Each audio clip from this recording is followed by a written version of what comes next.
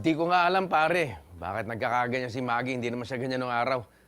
Ganyan ba mga babae? Puro conscious sila. Masyado silang conscious sa itsura nila. Pare, Ano? parte ng trabaho ni Maggie ang maging presentable. O di kasama na rin ang pamilya niya doon. Ano ka ba? Eh baka hindi ko naman siya pinahiya. Ano ba ang ginawa ko? Ang ayos-ayos nga ng presentasyon ko eh. Ito, presentable pa ako. Ang ganda ng presentasyon ko. Ano pa gusto niya? Katawa ka.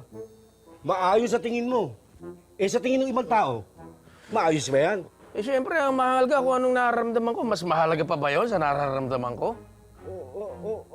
Naku, pare. Alam mo, alam lahat. Alam mo kung ikaw, pabayaan mo na si Maggie. Ha? Hayaan mo na siya. Hindi mo alam, nalolosyang ka na. Oh, baka naghahanap na yun ng iba. Ikaw din. Labo nitong kausap, ha? Hirap mo naman kausap. Hanap ka na ibang kausap mo. Teka. Beer ko to. Ayun ang beer mo. Ba't kinukuha mo yung beer ko? Kausap. Ayos ha. Maayos ka lang yung lagay na yan ha.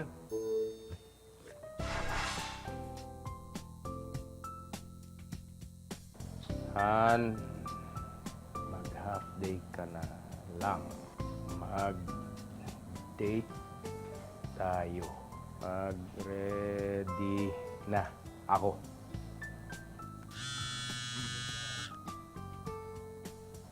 Love it. Sige, uwi na ako. At dahil sa sinabi ni Benito, naisip ni Bert na bumawi sa akin, Dear Uge, at ayusin ang sarili niya. Ang problema,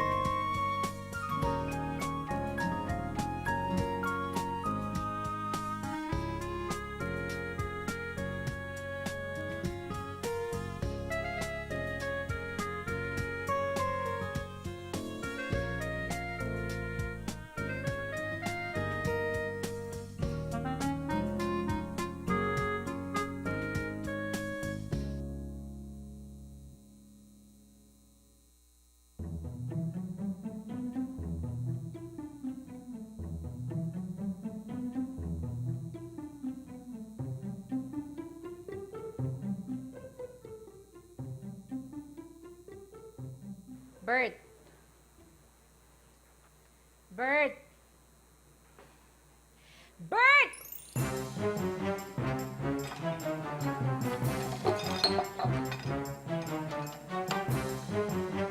help, Dear Uge.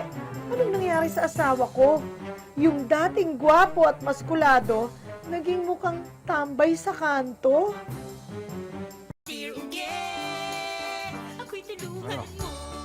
Yes ka na. Saan mo gusto magpunta? Ready na ako.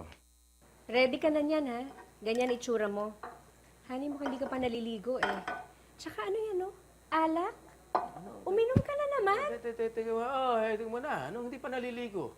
Naligo na ako kahapon. Mabango pa ako. Hindi naman ako pinagpawisan, ha? Ano, pati alak pinakikialaman mo? Han, magde-date tayo, ganyan yung itsura mo. Kita mo, naka-apron ka, naka-tsinelas ka, hindi ka pa naliligo. Eh, ano ngayon kung ganito ang suot ko? Dito ako komportable. Wala namang problema tong shorts ko, ah. Tanggalin ko lang tong apron na to, okay na tayo. At saka wala na akong pantalon na kumakasya sa akin. Tama na to. Eh kasi nga kakainom mo, kaya lumalaki yung tiyan mo. Mag-effort ka naman ng konti, magpapayat. O sige, anong gusto mo gawin ko? Mag-gym ako? Okay, bukas na bukas mag-gym ako.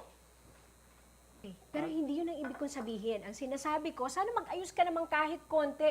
Ano na lang sasabihin ng ibang mga tao kapag nakita nila na ganyan ka? Kinahihiya mo na ako ngayon. Sige, mag-gym na ako bukas. Bukas na bukas din mag-gym ako. At maliligo na rin ako. Sige.